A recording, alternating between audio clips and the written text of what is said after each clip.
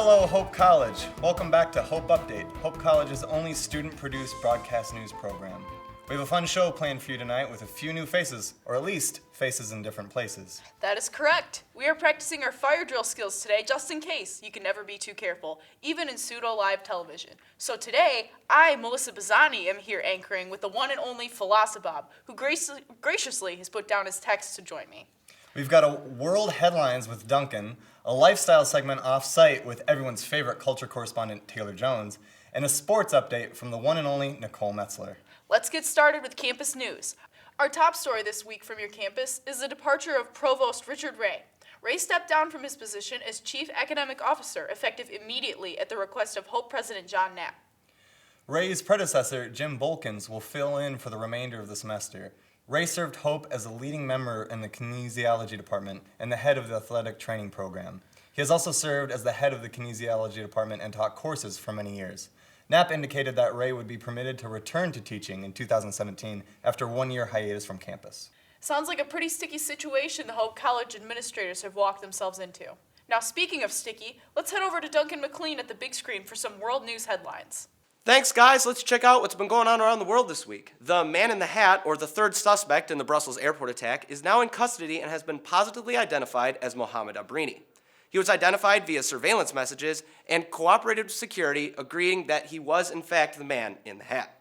He's believed to be the only surviving suspect left from the attacks. He was also positively identified via DNA tests as being tied to the November attacks in Paris.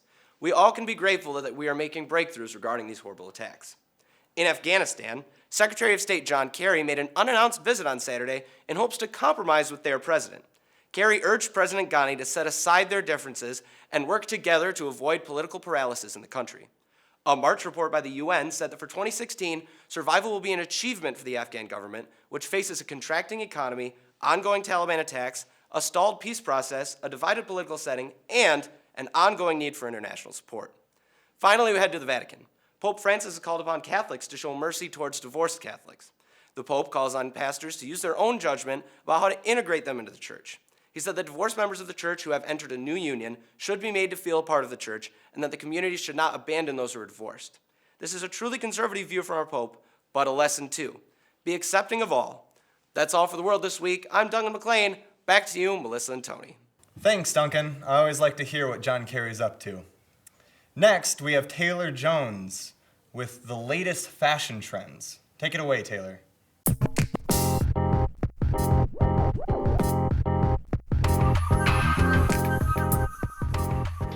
Thanks, guys. I am here at JB&Me with store manager Laura, and we are talking spring trends. So Laura, how would you describe the style here at JB&Me? Yeah, so JB&Me, we have a whole mix of things.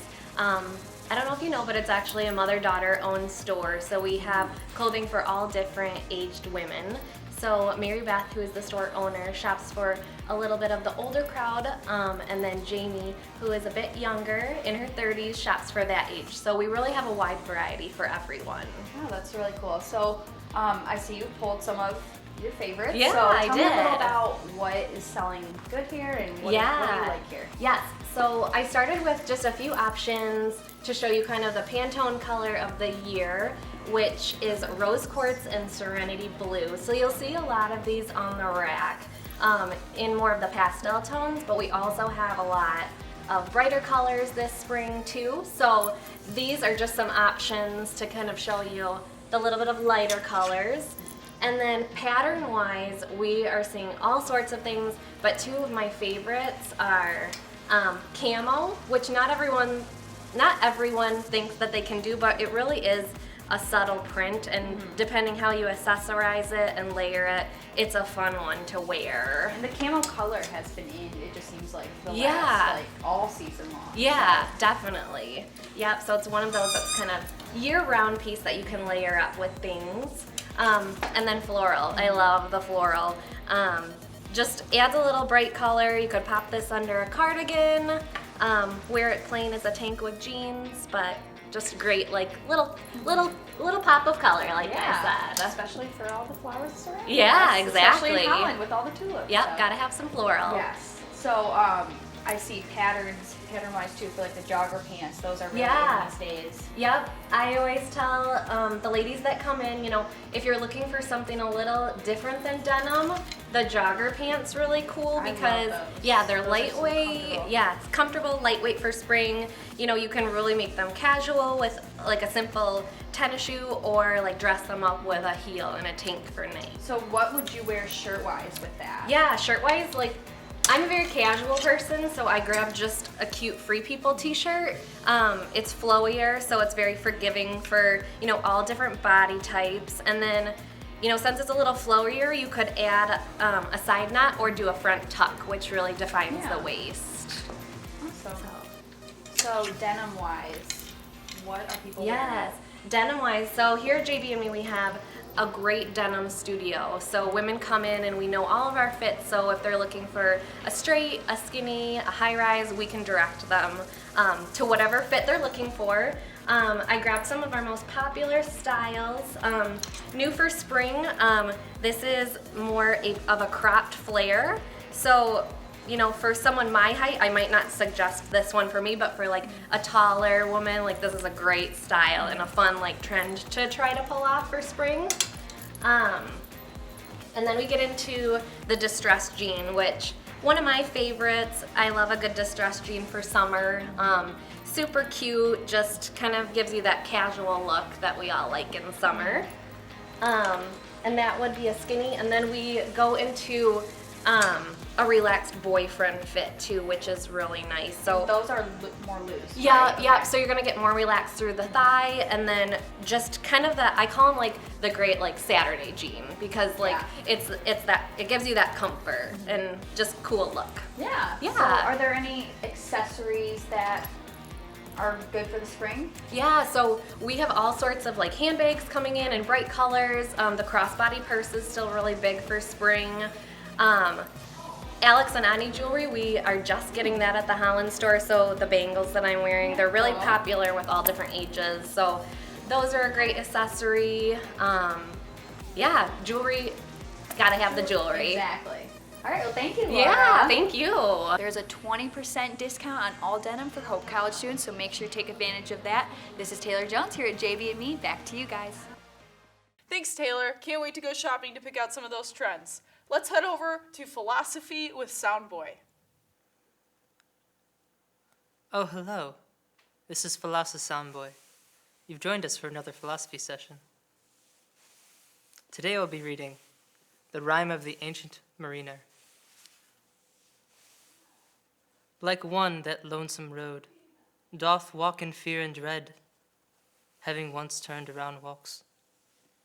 Because he knows a frightened friend doth close him behend.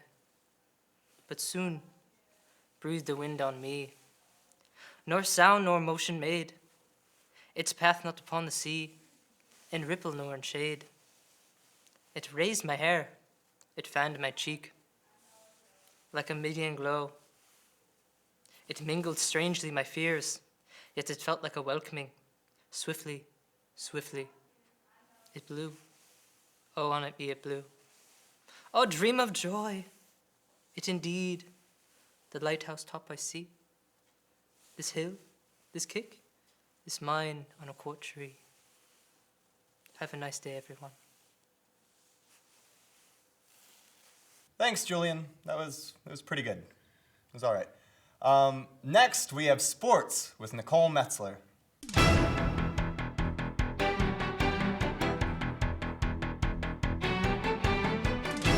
Thank you, Tony and Melissa. Today in sports, let's not focus on Hope College because, let's face it, you kind of already know what happened anyway. Let's focus instead on big picture stuff. We're talking World News, Sports Edition. In confusing news, Pavel Datsyuk may or may not be leaving the Red Wings after all. It depends on which day you ask him. The Russian-born player announced last Sunday that he would be calling it quits with a team he'd been with for 14 years. But then Monday came and Datsyuk had a change of heart. Maybe. The Red Wings center told the press that he was feeling pressured to clarify retirement rumors, but that he wanted to keep his options open. Of course, the Red Wings will be trying to keep Datsyuk until the end of his contract, as to not have to pay the $7.5 million salary thanks to the collective bargaining agreement. In other news, China has unveiled their plan to become a soccer superpower by 2050, ultimately getting 50 million children and adults playing the beautiful game all over the country. This plan includes building 20,000 training centers and 70,000 pitches by 2020. While they may have the money to buy soccer, we'll have to wait another 34 years to see how well they can actually play it. And finally, in news that nobody but me cares about, tennis legend Roger Federer bounced back from his 2 months away from the sport after knee surgery with a convincing win over Guillermo Garcia Lopez, 6-3, 6-4 in Monte Carlo. Way to go, Maestro. It's like you never left. That's it for sports. This has been Nicole Metzler. Back to you, Tony and Melissa. Thanks, Nicole. You really knocked that one out of the park. As always, follow us on social media at Hope Update on Snapchat, Instagram, Facebook, and Twitter. That's all for this week. I'm Melissa Bazzani with Philosophob. See you next week. Stay classy.